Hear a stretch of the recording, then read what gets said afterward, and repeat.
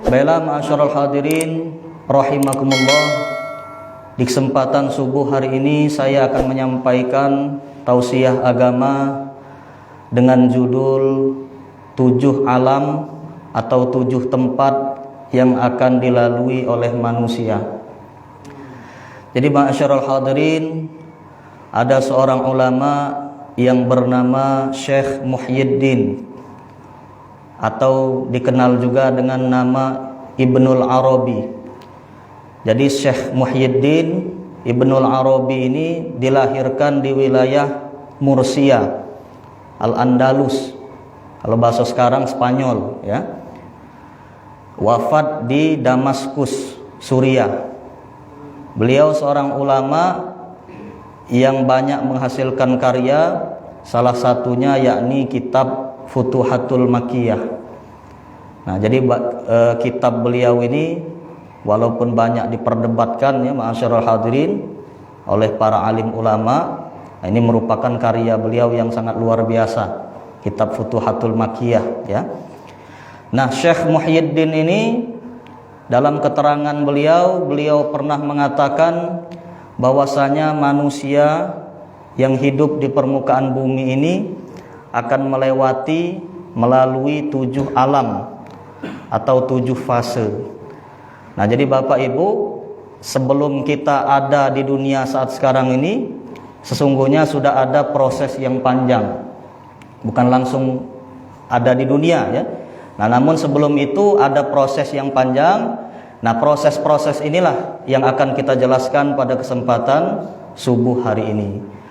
Bapak Ibu hadirin yang dimuliakan Allah Subhanahu wa taala, kata Syekh Muhyiddin ya, 7 alam atau tempat yang akan dilalui oleh manusia.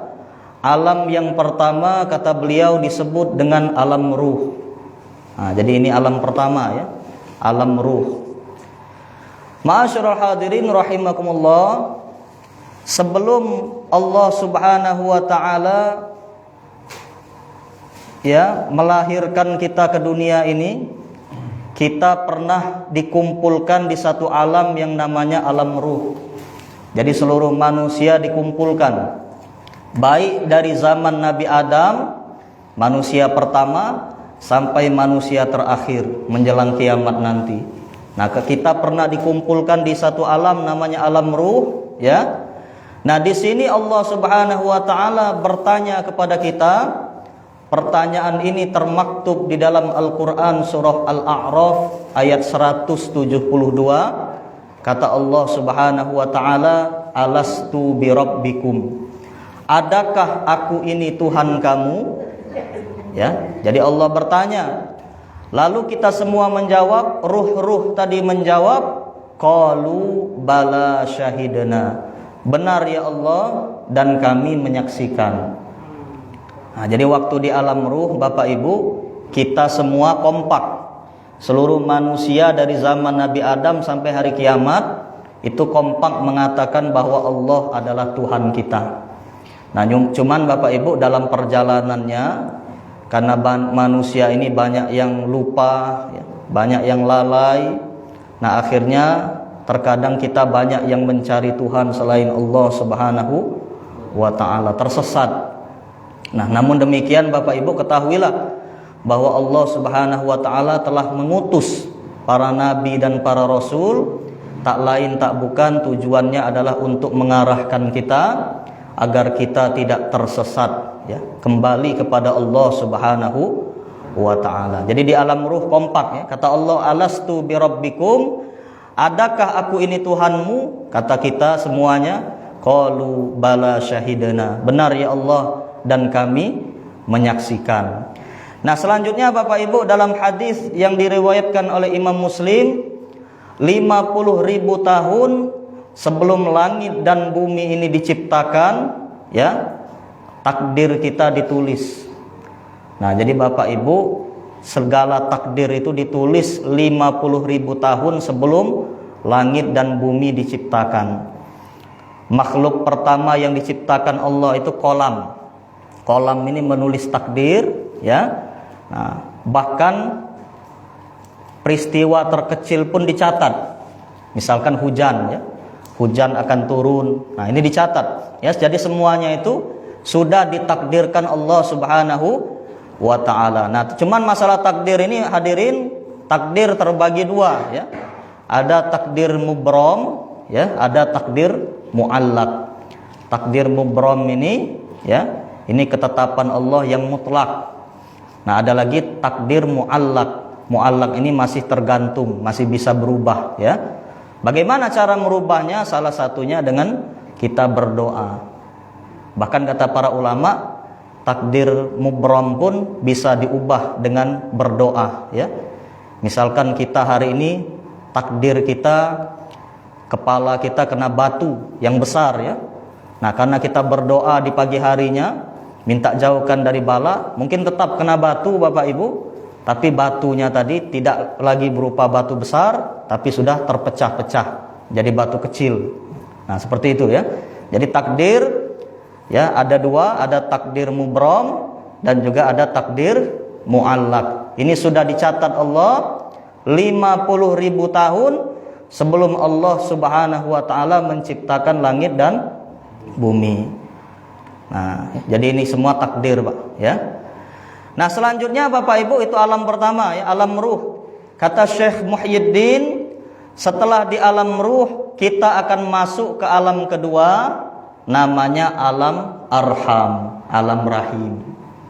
Nah, jadi alam kedua ya, alam rahim. Nah, ini sesuai takdir tadi Bapak Ibu. Si fulan lahir tahun sekian ya.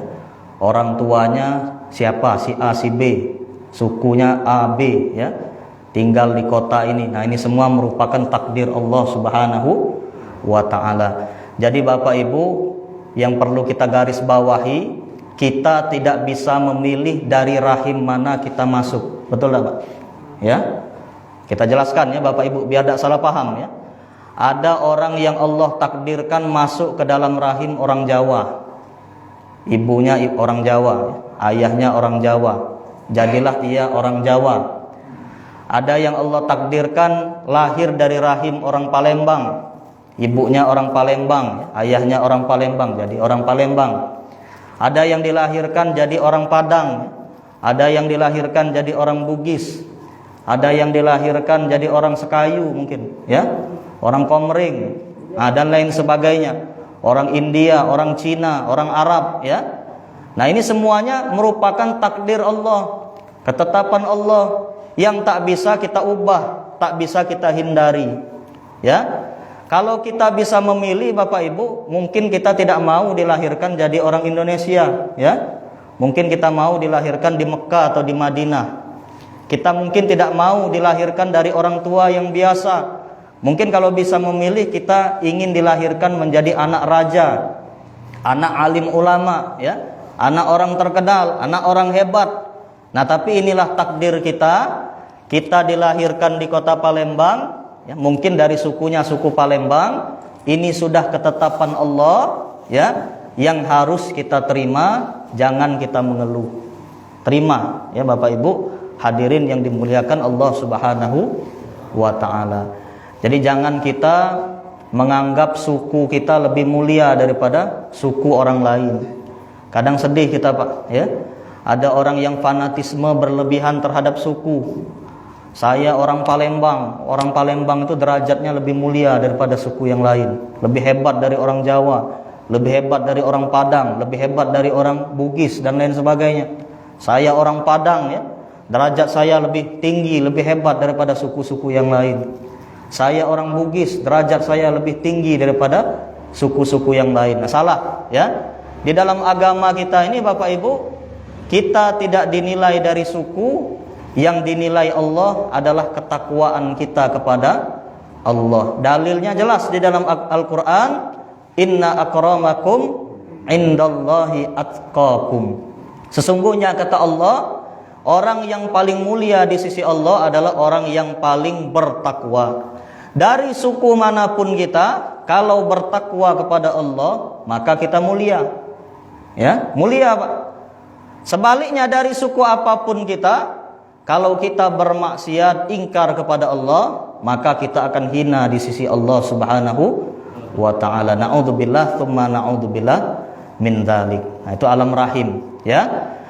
Nah, di dalam rahim ini ma'asyiral hadirin dijelaskan di dalam hadis 40 hari pertama kita berbentuk nutfah, sperma, air mani yang hina, yang mungkin sebagian orang menganggapnya jorok, jijik, ya. Nah, 40 hari pertama berbentuk nutfah, air mani. Selanjutnya berkembang. 40 hari kedua berbentuk alaqah, segumpal darah. Berkembang, ya. Berkembang lagi Bapak Ibu, 40 hari yang ketiga berbentuk mudghah, segumpal daging. Ya, 40 dikali 3 120 hari, 4 bulan. Akhirnya 4 bulan itu kita ditiupkan ruh oleh Allah Subhanahu wa taala, ya, melalui perantaraan malaikat, ya. Dalilnya di dalam Al-Qur'an, bismillahirrahmanirrahim, tsumma sawwahu wa nafakha fihi mir ruhihi wa ja'ala lakumus sam'a wal absara wal afidah qalilan ma tashkurun, ya. Tsumma sawwahu, kemudian kami menyempurnakannya, wa nafakha fihi mir ruhihi, ya. 4 bulan tadi ditiupkan ruh. Wa ja'ala lakumus sam'a, Allah jadikan pendengaran kita, wal absara, penglihatan kita, wal afidah, dan juga hati kita, qalilan ma tashkurun, tapi sedikit sekali yang bersyukur. Jadi kita ini dengan segala nikmat Allah, Pak, Bu, ya, sedikit sekali di antara kita yang pandai mensyukuri nikmat Allah tersebut. Jadi di dalam rahim disempurnakan, ditiupkan ruh, ya. Organ tubuh kita dibentuk, diberikan penglihatan, pendengaran, hati, ya. Tangan kita mulai disempurnakan, kaki kita disempurnakan, badan kita terbentuk, belum lagi organ di dalam tubuh. Nah, tapi kita tak pandai mensyukuri nikmat Allah tersebut. Nah, jadi Bapak Ibu hadirin yang dimuliakan Allah, ya, menurut pendapat yang kita kaji, bahwa setelah ditiupkan ruh itu, bayi yang ada di dalam kandungan ibunya dapat mendengar ataupun merasakan apa yang ada di luarnya. Nah, jadi seperti itu Bapak Ibu. Itulah mengapa ulama kita di zaman dahulu mengadakan tradisi nuju bulanan, ya.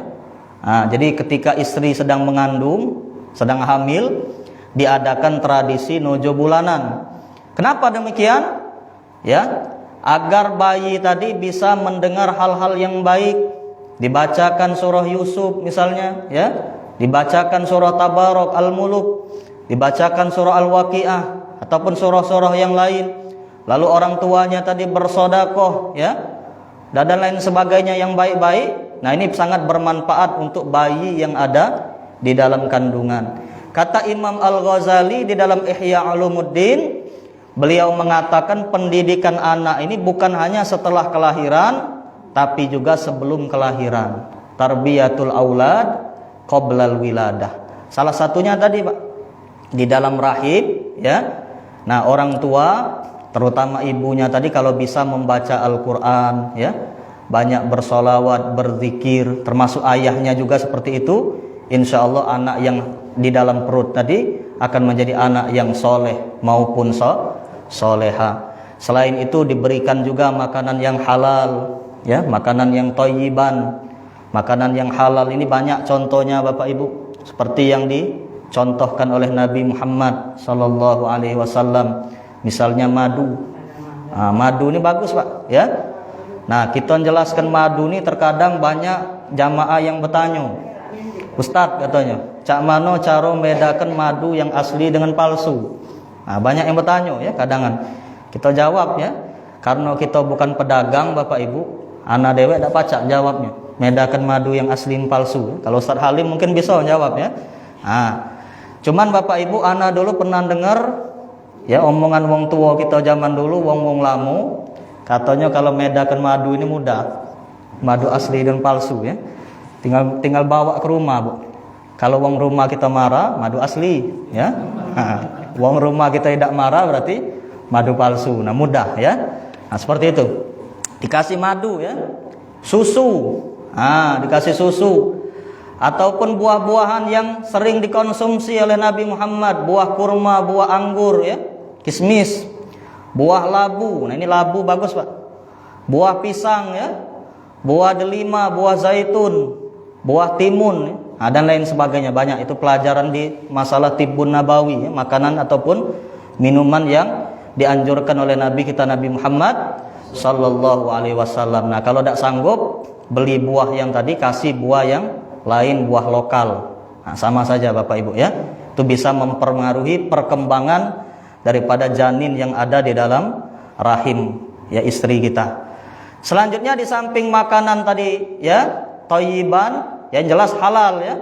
Makanan yang halal. Jangan kita memberikan makanan yang haram. Nah, karena ini juga berdampak kepada anak kita nanti. Sekecil apapun, Pak.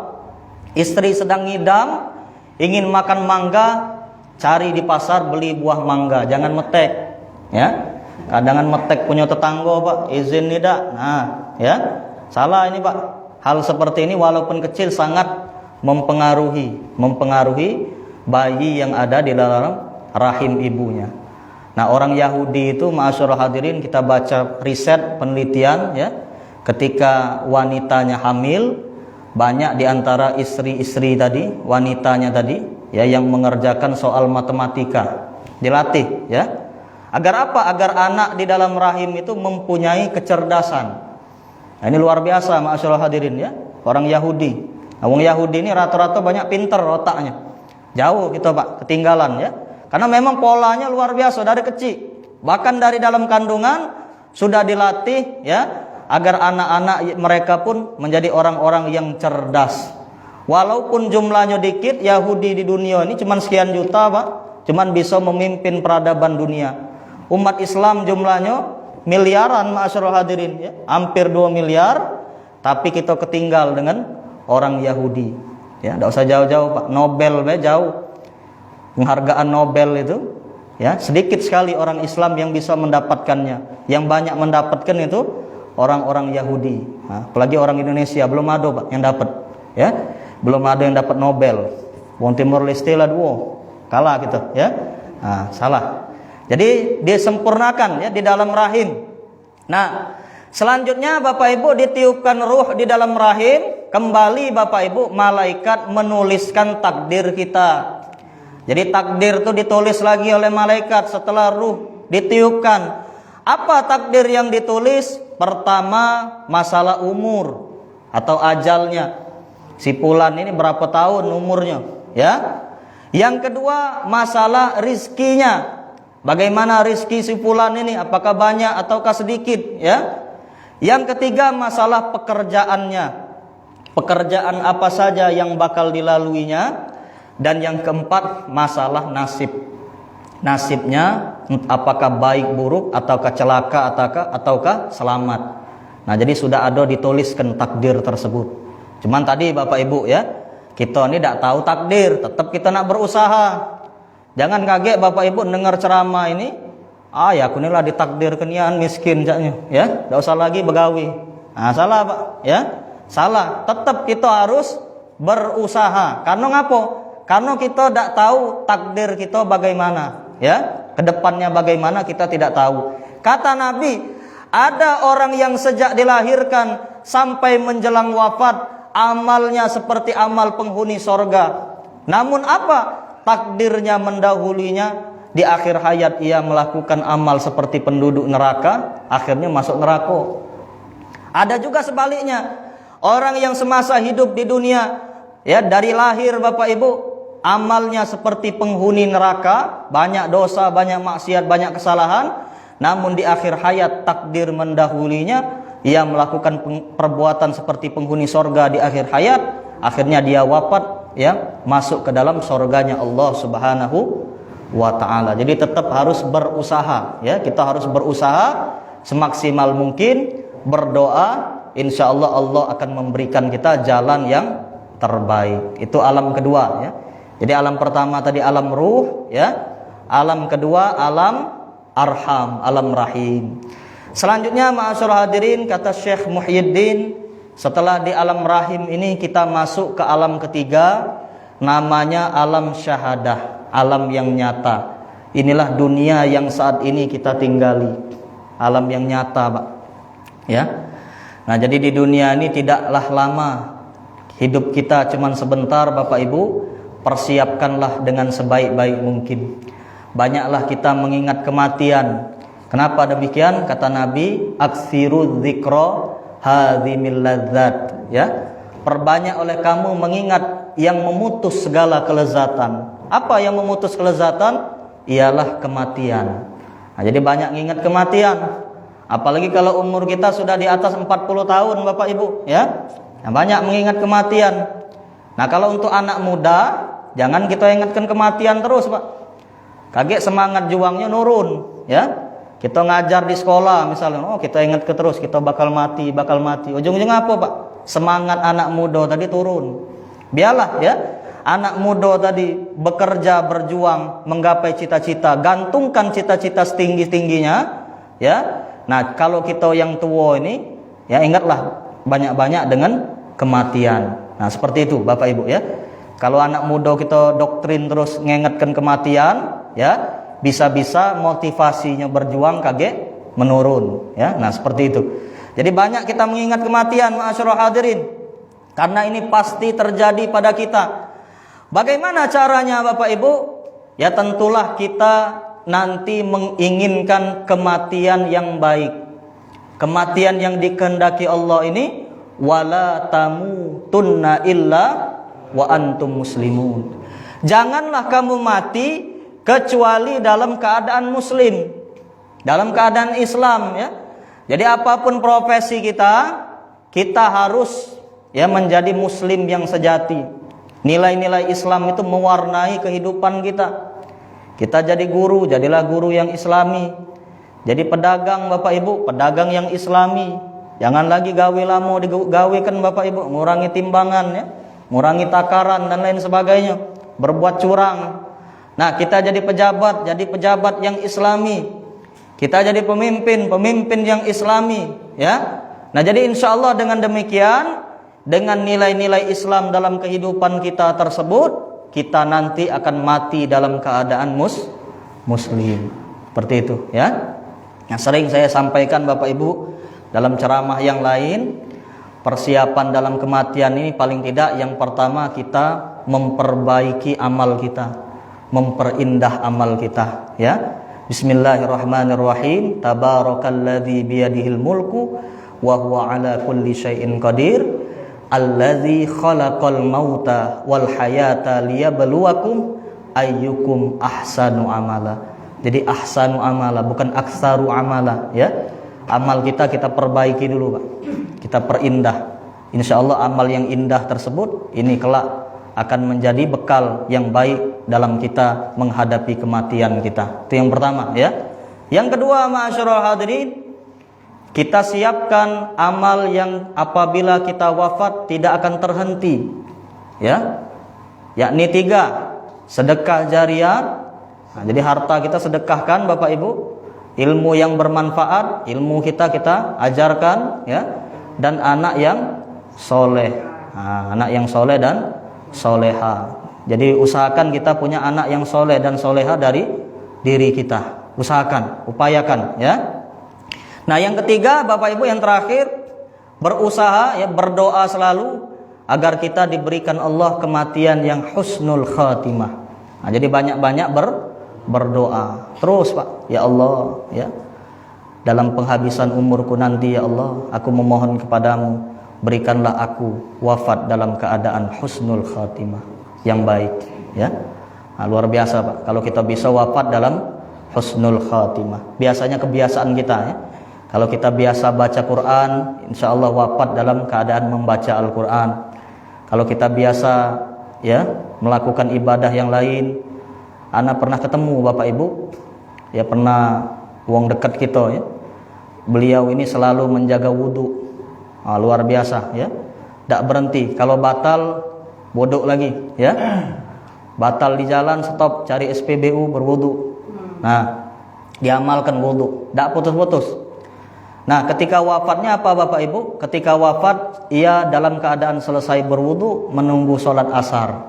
Selesai wudu, ya. Selesai wudu, duduk, ya. Nunggu sholat, wafat. Nah, ini luar biasa. Ini wong dekat kita, Pak, ya.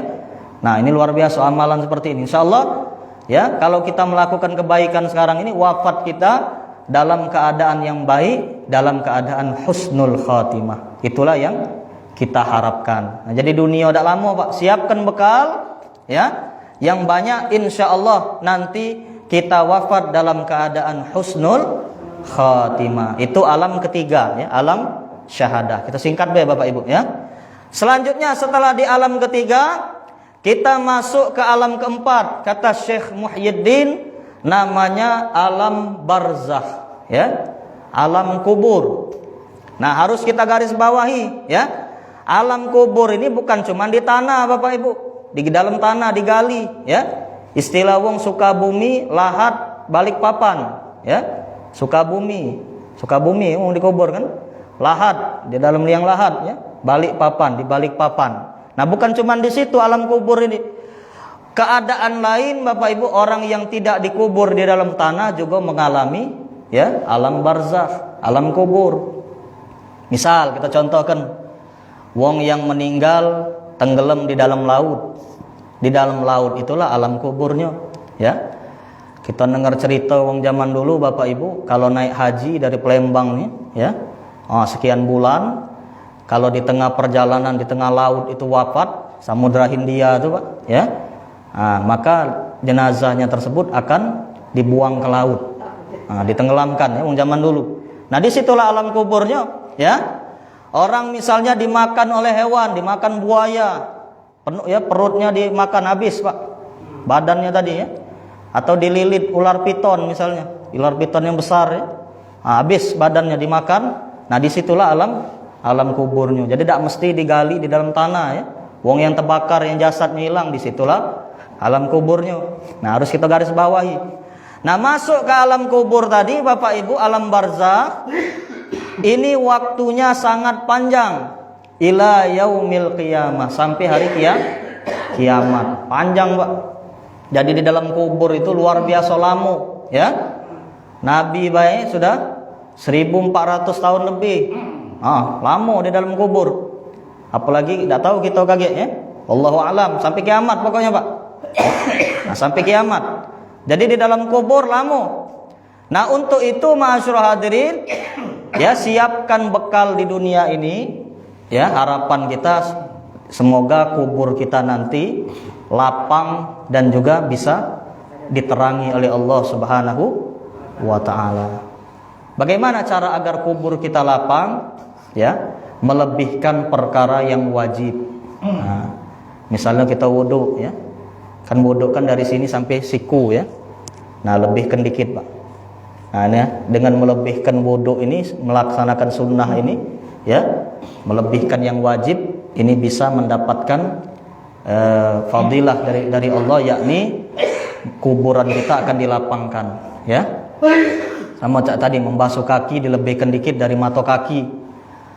Kita minjem duit dengan wong Bapak Ibu ya. Minjem duit misalnya, minjem 1 juta. Balik-baliknya kalau pajak kita lebihkan, maksud dilebihkan di sini bukan riba Bapak Ibu ya. Kita minjem dengan wong duit 1 juta, kaget pas baliknya beli kelapa makanan ya, buah-buahan. Nah, dengan memberikan yang seperti ini, sedekah seperti ini bisa melapangkan kubur. Ya, bukan riba tadi Bapak Ibu. Harus kita garis bawahi juga. Riba ini ya, kaidah usul fiknya kullu qardin jarra manfaatan fahuwa riba ya. Setiap pinjaman yang pinjaman itu menarik manfaat dari orang lain maka dihukumi riba ya. Kullu qardin jarra manfaatan fahuwa riba. Kita minjemi uang duit 1 juta, balik 1.500.000. Disyaratkan di awal ya. Nah, maka ini namanya riba. Cuman kalau kita minjem duit dengan uang Bapak Ibu, minjem duit 1 juta misalnya, pas baliknya kita kasihlah cenderamata misalnya. Nah, yang seperti ini kata para ulama bisa melapangkan kubur kita, melebihi dari yang wajib tadi ya, sama seperti berwudu tadi.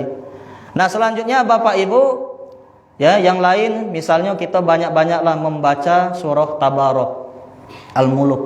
Nah, dengan baca Al-Muluk ini insyaallah kubur kita nanti akan diterangi oleh Allah Subhanahu wa taala. Nah, itu harapan kita ya.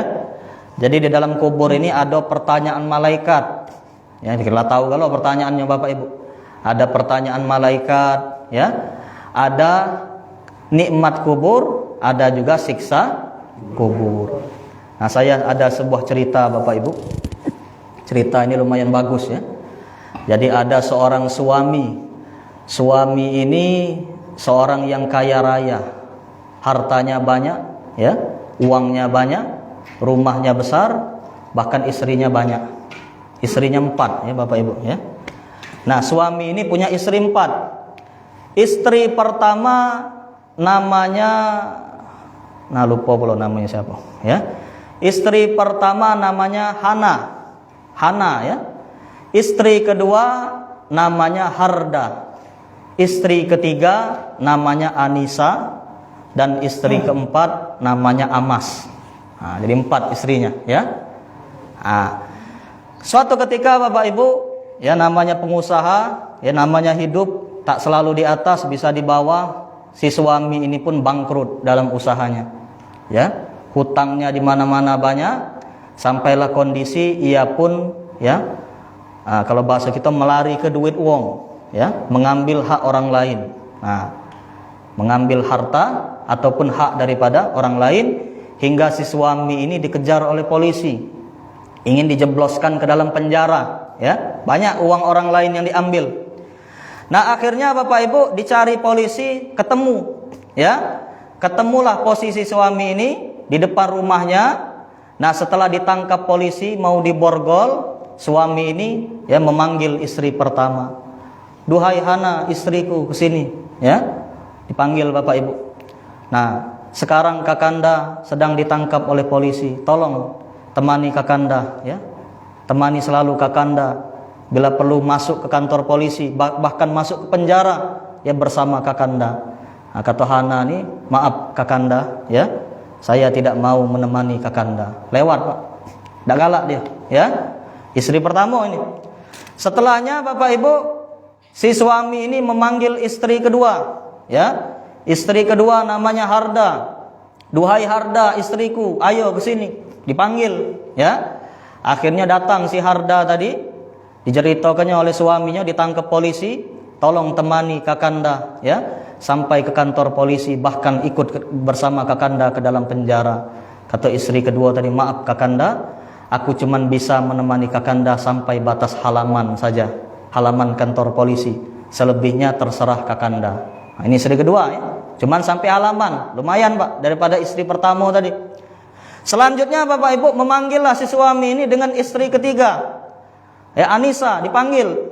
Akhirnya datang si Anisa. "Duhai Anisa, istriku yang sangat kusayangi." Ya.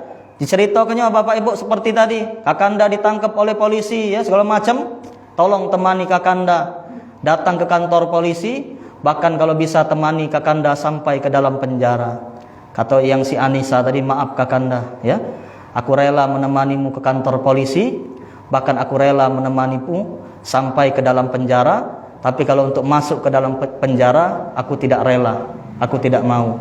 Ya. Nah, jadi cuman batas di depan penjara. Nah, terakhir istri keempat dipanggil. "Amas, sini," katanya. Akhirnya maju si Amas ini. "Ayo," ya diceritakannya Bapak Ibu masalah tadi, ya. "Tolong temani Kakanda. Kakanda sekarang sedang ditangkap oleh polisi. Temani Kakanda, ya, ke kantor polisi, bahkan temani Kakanda juga masuk ke dalam penjara." "Baiklah," kata si Amas tadi, "saya akan menemani Kakanda masuk ke dalam kantor polisi, bahkan masuk ke dalam penjara sekalipun akan kutemani. Cuman ingat Kakanda, waktu Kakanda lagi jaya dulu, waktu hebat dulu, Kakanda selalu lupa dengan aku.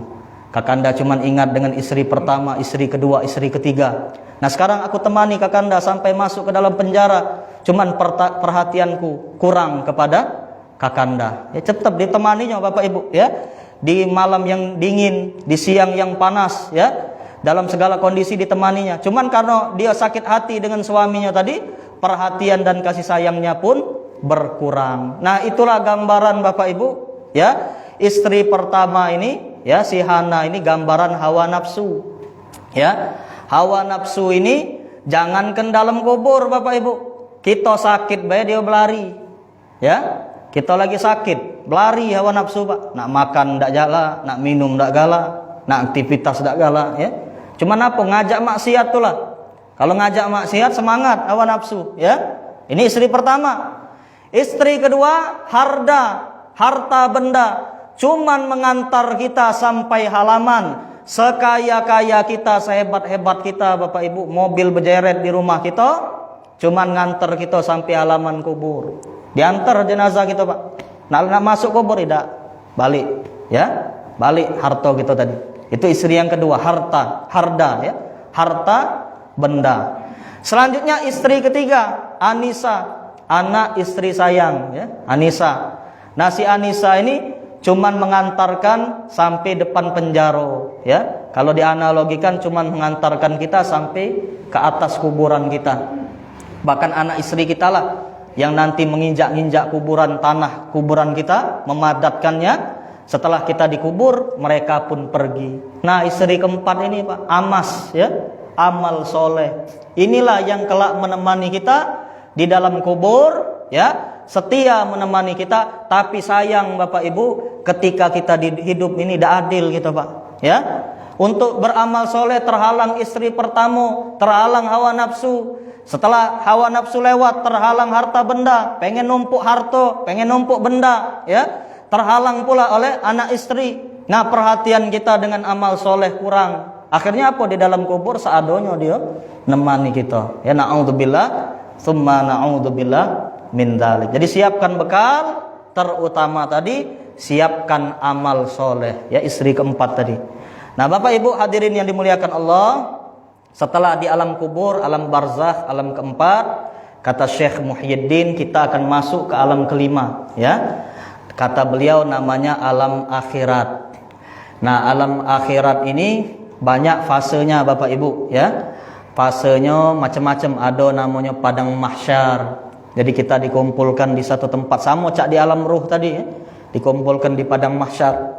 Matahari didekatkan, panas Pak, luar biasa. Kecuali orang yang dinaungi oleh Allah Subhanahu wa taala.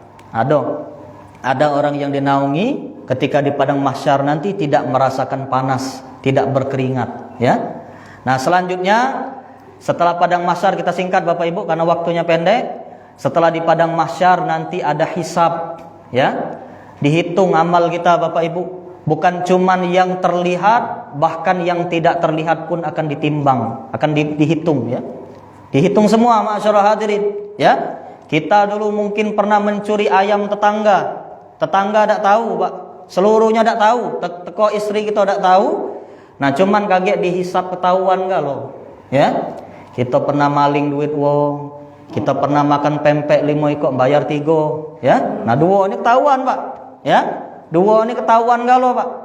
Kita pernah melakukan maksiat diam-diam tersembunyi, ketahuan enggak lo kaget.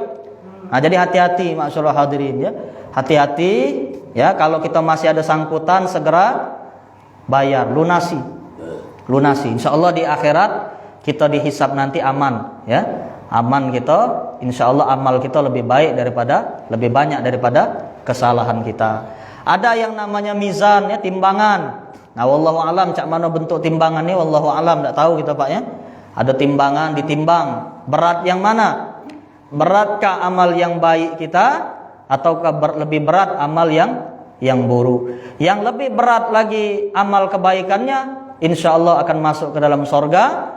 Yang lebih berat amal buruknya akan dimasukkan Allah ke dalam neraka. Na'udzubillah, tsumma na'udzubillah min dzalik. Panjang Bapak Ibu, ya. Jadi di alam akhirat ini nanti ada telaga daripada Nabi Muhammad, telaga Kautsar, ya. Kalau orang minum di air telaga tersebut, maka ia tidak akan lagi merasakan haus selama-lamanya. Nah, luar biasa, ya. Nah, setelah proses tersebut dilalui, kita akan melewati jembatan yang namanya Shiratal Mustaqim, sirat, ya. Di bawahnya neraka.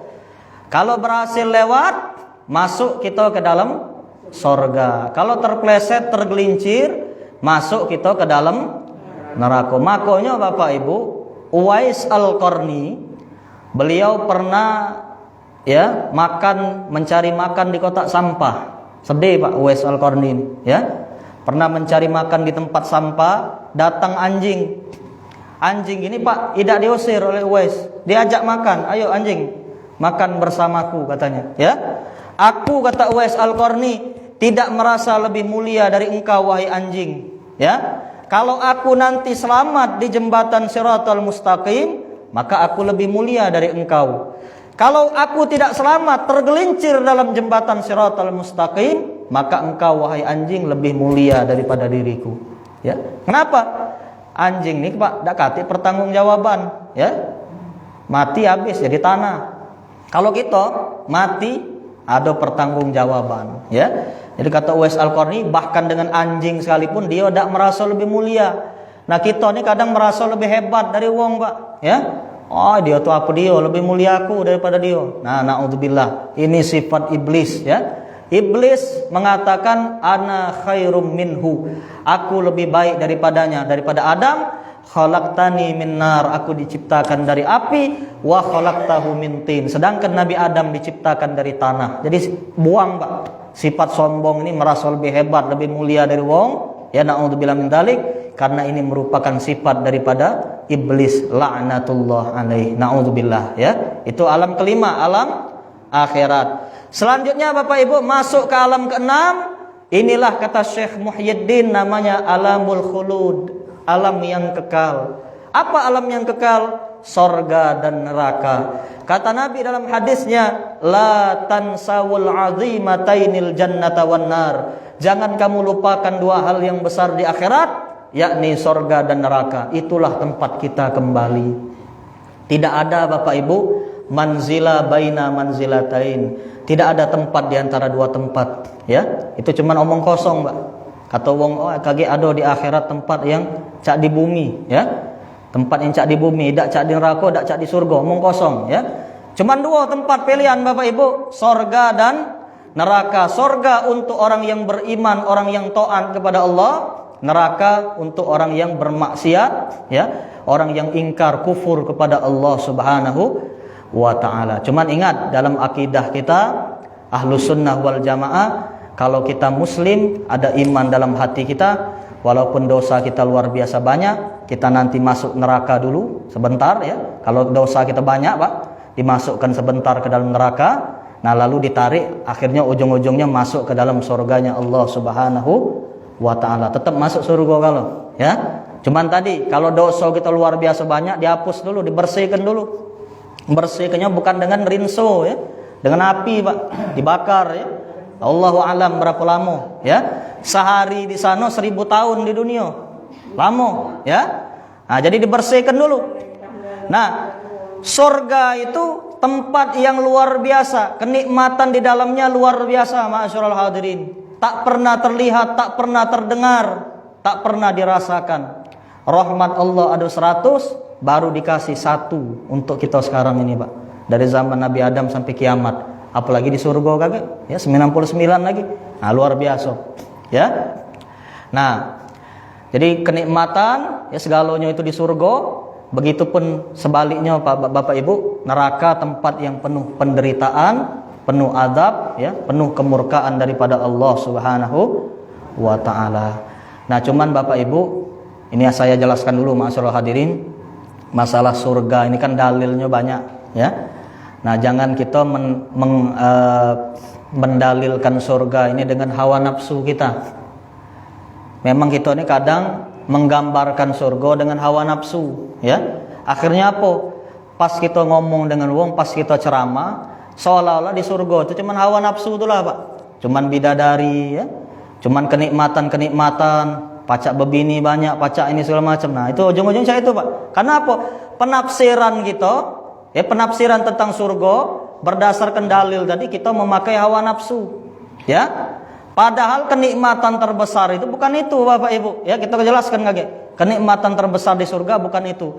Jadi kalau kita di dunia ini gawe kita hobi makan, ya, jingok dalil Al-Quran hadis di surga banyak makanan, otomatis gambaran kita surga, banyak makanan kagak, ya.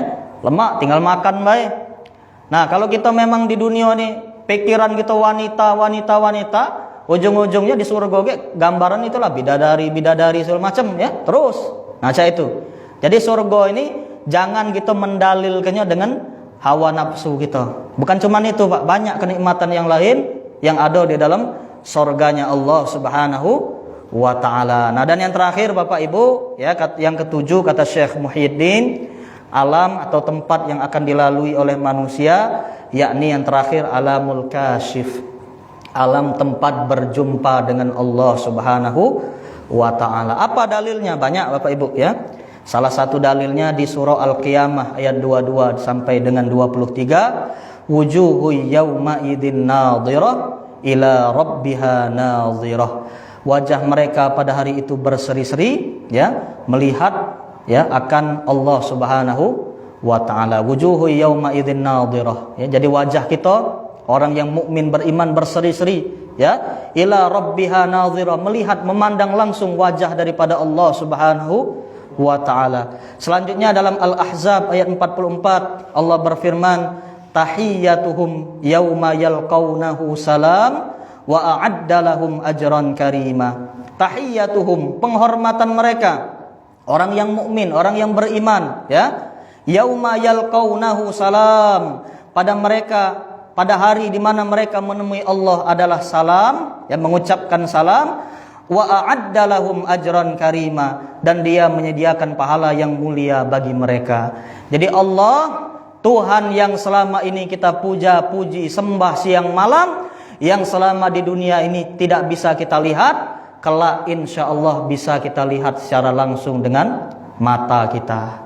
Kalau mata kita sekarang ini terbatas, Pak, tidak pacak, ya. Jangan jingok Allah, Pak, jingok kuping itu tidak pacak, ya. Kuping kita dua nih, Pak, jangan pakai alat bantu, ya, tidak bisa. Jingok puseran, ya, di atas kepala kita tak sanggup kita, Pak. Belum lain jingok dalam tubuh, ya, melihat jantung, melihat paru-paru kita, badan kita sendiri, Pak, ya, melihat usus kita tak sanggup, apalagi melihat Allah Subhanahu wa ta'ala nanti di akhirat, ya. Nah, inilah kenikmatan paling nikmat, melebihi kenikmatan sorga dan seluruh isinya. Kenikmatan ketika memandang wajah Allah Subhanahu wa ta'ala. Ini luar biasa, Pak, ya.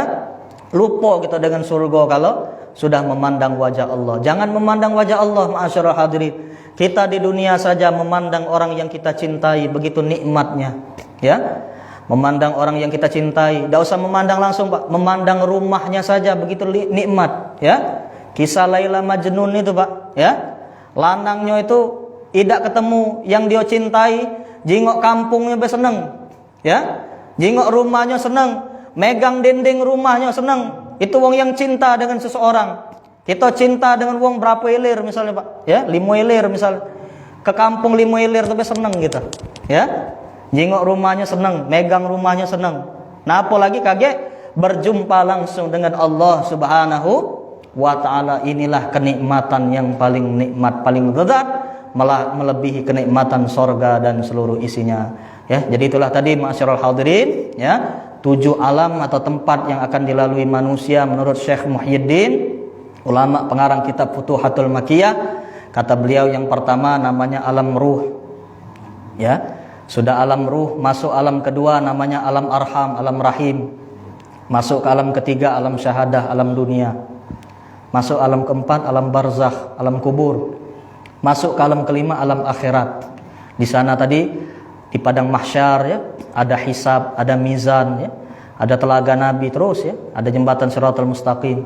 Masuk ke alam 6 alamul khulud, pilihannya 2, sorga dan neraka. Dan yang ketujuh ada alam khusus namanya alamul kasyif, alam tempat kita berjumpa dengan Allah Subhanahu wa ta'ala. Semoga kelak kita bisa berjumpa, memandang langsung wajah Allah, berjumpa dengan junjungan kita Nabi Muhammad sallallahu alaihi wasallam, berjumpa dengan para anbiya, nabi-nabi dan rasul-rasul, dan semoga kita semua kelak dimasukkan Allah ke dalam surganya. Amin amin ya rabbal alamin.